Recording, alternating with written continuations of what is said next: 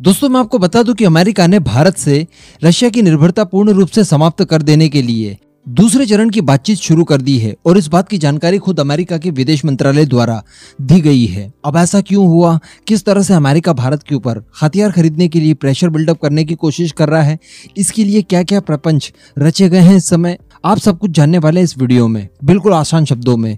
आप बस वीडियो को एकदम एंड तक देखते हुए चैनल को सब्सक्राइब जरूर कर दीजिएगा। दोस्तों अमेरिका काफी समय से चाह रहा है कि भारत उसके हथियारों के ऊपर निर्भरता लाद दे और ये निर्भरता कहीं ना कहीं कट हो जाए रशिया से। इससे होगा ये कि भारत, जो कि हथियारों के क्षेत्र में बहुत बड़ा मार्केट है, वो पूरा का पूरा डाइवर्ट हो जाए अमेरिका के कंधों पर और अमेरिका की जो हथियारों की सेल इस समय कम हो रखी है, आप स्क्रीन पर देख पा रहे होंगे, वो कहीं ना कहीं रिकवर कर ली जाए और साथ ही साथ रशिया को होने वाला भारी भरकम फायदा यहाँ से कट करवा दिया जाए। इसी के साथ साथ भारत, जो कि उभरती हुई महाशक्ति के रूप में देखी जा रही है इस समय, वो भी कहीं ना कहीं कंट्रोल में रहे। अमेरिका अगर अपने हथियार, जो कि ऐसे हथियार होंगे कि कई सालों तक वो भारतीय सेनाओं को सर्विसेज देंगे, जैसे कि फाइटर जेट, तो ये सारे हथियार अगर भारत अमेरिका से खरीद लेता है तो इनके मेंटेनेंस वगैरह के लिए और जमाने भर की चीजों के लिए अमेरिका के ऊपर काफी लंबे समय तक भारत निर्भर रह सकता है, जिस वजह से भारत के ऊपर लगातार अमेरिका का इन्फ्लुएंस बरकरार रहेगा। जैसा कि इस समय हम लोग रशिया का देख पा रहे हैं, कितना भी कुछ हो जाए भारत कभी भी रशिया के खिलाफ नहीं जा सकता और यही वाली सिक्योरिटी अमेरिका को भी चाहिए भारत से।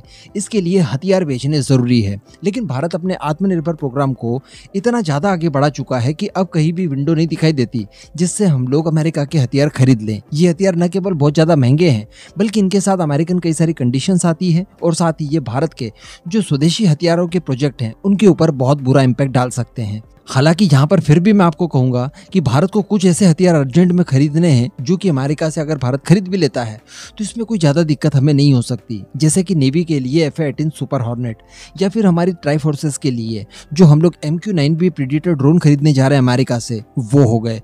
इसी के साथ साथ इंजन तो हम लोग खरीद ही रहे हैं। अगर थोड़ी बहुत और बातचीत आगे बढ़ती है तो कहीं ना कहीं टेक्नोलॉजी ट्रांसफर के भी प्रावधान यहाँ पर हम लोग आने वाले समय में देख सकते हैं, जैसा कि भारत के रक्षा मंत्री राजनाथ सिंह जी ने अमेरिका के रक्षा मंत्री लॉयड ऑस्टिन से बात करके फिर इस बात की जानकारी दी कि अमेरिका अपनी हाईटेक टेक्नोलॉजी भी भारत को देने के लिए तैयार हो गया है। तो कहने का मतलब एक पूरा इकोसिस्टम अमेरिका के द्वारा खड़ा किया जा रहा है। लेकिन यहाँ पर उंगली टेढ़ी कैसी की अमेरिका ने? ये सारी चीजें और सारे प्रलोभन देने के बावजूद भारत ने न तो रशिया से ऑयल खरीदना बंद किया और ना ही हथियारों की डील में किसी तरह की कोई कमी की, यानी किसी भी तरह से भारत ने गिव अप नहीं करा। इन सब चीजों को देखते हुए अमेरिका ने भारत के ऊपर प्रेशर डालना शुरू कर दिया और हमेशा की तरह उसने पुराना वाला हथियार चुना और वो था पाकिस्तान वाला।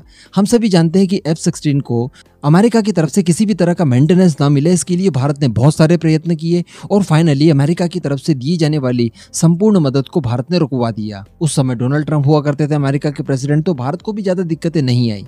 लेकिन अब चूंकि जो बाइडेन आ चुके हैं और वो भारत को हथियार बेचने के लिए उंगली चूकी टेढ़ी कर चुके हैं, तो रिसेंटली हमने देखा कि पाकिस्तान को एक पैकेज अनाउंस कर दिया। इस तरह का एक पैकेज भारत को भी अनाउंस करने की बात अमेरिका के द्वारा कही गई थी। उस समय भी अमेरिका चाहता था कि भारत के सामने थोड़ी बहुत घास डालकर भारत को अपने पाले में कर लिया जाए, लेकिन भारत ने वहां पर भी कोई रिस्पांस नहीं दिया। कुछ समय पहले मैंने आपको वीडियो बनाकर बताया था कि अमेरिका कुछ $100 मिलियन की मिलिट्री एड भारत को देने के लिए पैकेज तैयार कर रहा है।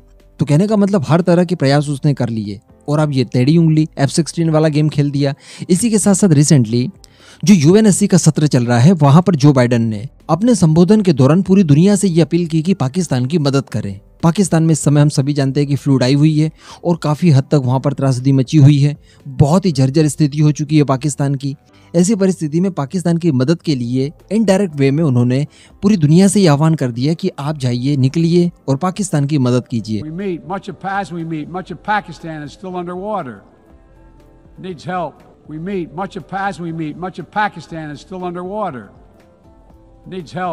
इसे भी कहीं ना कहीं एंटी इंडिया मूव माना जा रहा है अमेरिका की तरफ से। कहने का मतलब अमेरिका ने भारत को लालच भी दे दी, प्यार से भी समझाने की कोशिश कर दी, लेकिन भारत जब नहीं माना तो वो अब इस तरह के प्रपंच रच रहा है। कहने का मतलब यहाँ पर सीधा सा ये है कि भारत की निर्भरता रशिया से खत्म होकर अमेरिका के ऊपर शिफ्ट हो जाए। इसके लिए अमेरिका कुछ भी कर गुजरने के लिए यहाँ पर तैयार बैठा है।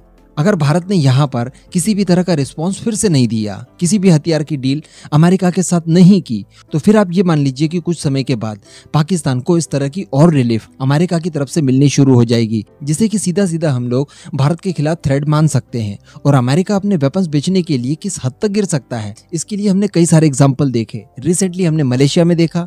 हर एक्सपर्ट इस समय यही कह रहा है कि ये जो मलेशिया का माइंड चेंज हुआ है और उसने तेजस को नजरअंदाज किया है, इसके पीछे भी अमेरिका का हाथ है। रिसेंटली मैंने अर्जेंटीना वाली बात बताई, उसने भी कुछ ऐसी कंडीशन रख दी जिसको देखने के बाद लग रहा है कि अमेरिका इसके बीच में है।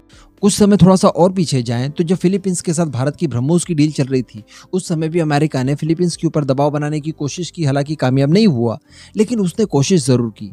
कुछ इसी तरह की चीजें फ्रांस के साथ भी घटित हो चुकी है। फ्रांस की ऑस्ट्रेलिया के साथ जो डील तुड़वाई, उसमें भी अमेरिका का हाथ है। कहने का मतलब अमेरिका अपने हथियारों की जो बिक्री कम हो रही है उसको लेकर काफी चिंतित है। उसे पटरी पर लाने के लिए, भारत जैसे देशों के ऊपर अपना इन्फ्लुएंस जमाने के लिए, उन्हें हथियार बेचकर मोटा मुनाफा कमाने के लिए हर चीज इस समय अपना रहा है। अब यहाँ पर भारत की बारी है। बॉल पूरी तरह से भारत के पाले में है। किस तरह से भारत यहाँ पर अमेरिका की चालों को फेल करता है, ये देखने वाली बात रहेगी। बाकी इस पूरे मुद्दे पर दोस्तों आपका क्या मानना है? क्या आपके हिसाब से अमेरिकन हथियार भारत ने खरीदने चाहिए या फिर नहीं? नीचे कमेंट करके जरूर बताइएगा।